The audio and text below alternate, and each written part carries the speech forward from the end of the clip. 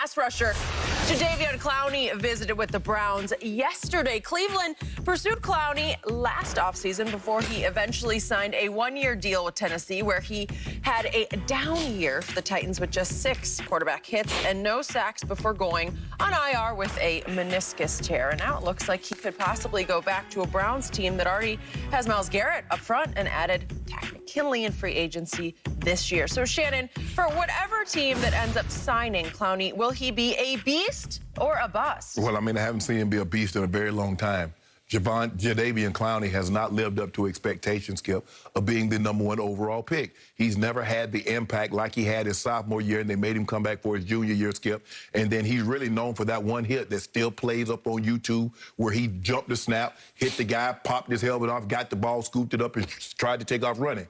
Skip, you do realize for 5 years, he played alongside J.J. Watt in his prime, and he never had double-digit sacks. How in the hell can you play next to J.J. Watt in his prime? J.J. Watt, I'm not talking about J.J. Watt the last 2 years. I'm talking about J.J. Watt, 3-time Defensive Player of the Year, finished 2nd or 3rd in the MVP. He played alongside him, opposite of him, and he's never, ever had double-digit sacks. So now, after all of these injuries, I'm expecting Jadeveon Clowney to go somewhere. Oh, he gonna play opposite of Myles Garrett. Are you telling me Myles Garrett right now is the equivalent of what J.J. Watt was in his absolute prime? Absolutely not. So, Tennessee, what did he do for Tennessee? What did he do for Seattle? I'm gonna break the bank. I'm gonna reset the market.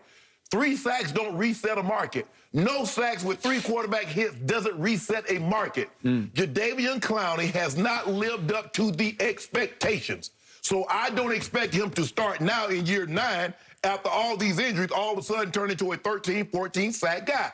So, no, I don't see it. I do not see it.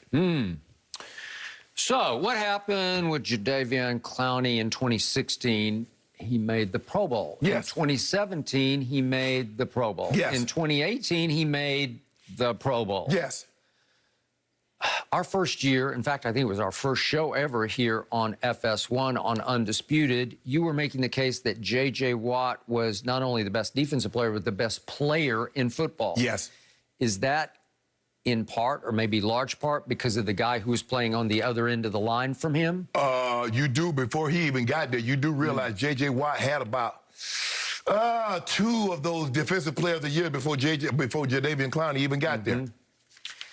I am a Clowney fan. I still believe in him, and I am not surprised that Cleveland, of all teams, is very interested in signing Clowney and brought him in to talk yesterday, to check him out and probably take a physical, because he did have what I consider minor knee surgery that's cut short his year last year. Well, anybody's surgery is minor as long as it's not on you. Okay, but it's left meniscus tear. And again, I've had 3 of those done, and it's not that big a deal. It is, Skip, if you're a professional football player. Well, but I don't think so. I think you'll come back just fine from that. Okay. He is all of 28 years of age, so he's still got a lot left in the tank. Again, I don't even care if he's just a rotational player. I will take him. When are you going to, Skip, you say you got a lot of, because when is he going to empty the tank? Damn, I'm tired of you having something left there. I don't want you to have anything left in the tank. I need you to empty the tank. That's what Tennessee needed. That's what Seattle needed. Yep.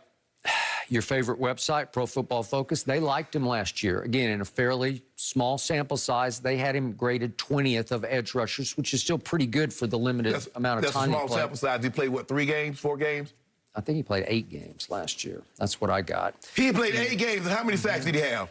He had 28 quarterback pressures, which is pretty good, because that's on pace for 56, which would have been close to being top 10 among edge rushers. So I thought he was pretty good in the moments I saw him. He flashed occasionally for me.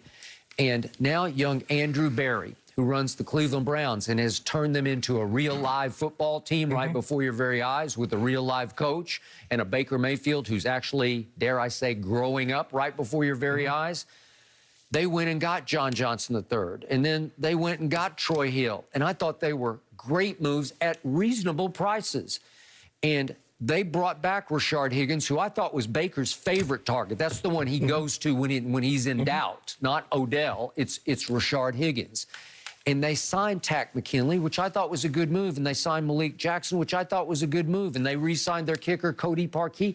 They're a football team and a force to be reckoned with.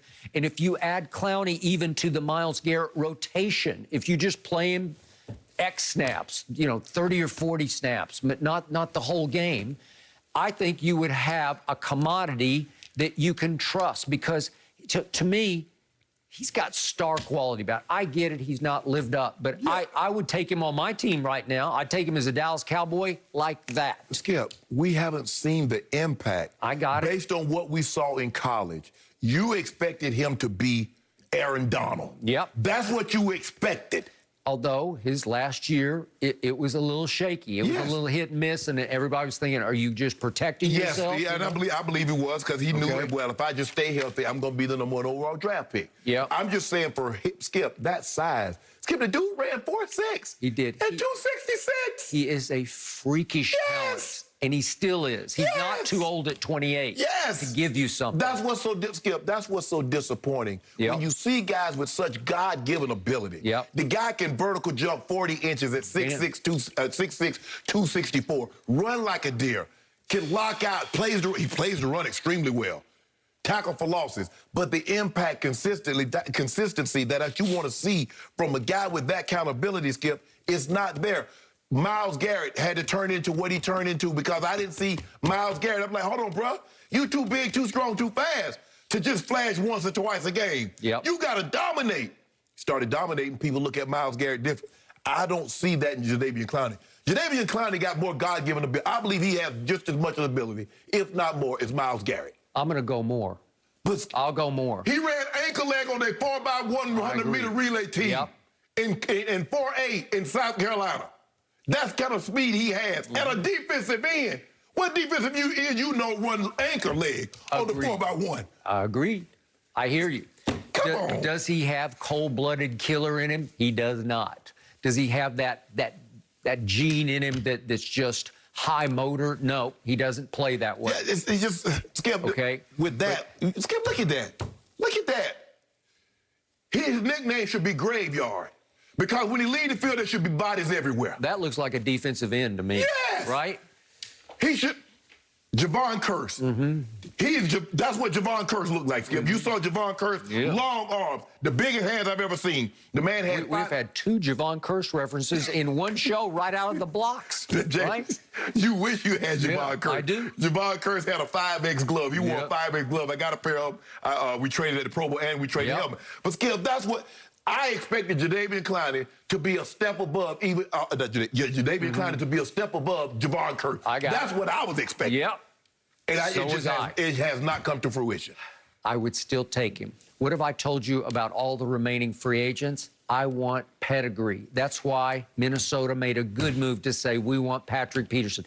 Is he what he used to? No, he's not what he used to be. He will help you just on his stature, his aura, his being in your DB meetings, he's being a coach on the field. His presence will be huge. That's why I wouldn't mind having Richard Sherman on the Dallas Cowboys or Malcolm Butler on the... You need pedigree. Clowney is pedigree to me because he's made 3 Pro Bowls. Yes. And has he underachieved? Absolutely he has. That's it. Is he still a candidate for a flash season where he gets in the right place at the right time with the right coach and the right surroundings of young star players like a Myles Garrett to push him a little bit? Yep, he is. Well, I would do it. Well, I hope you're right.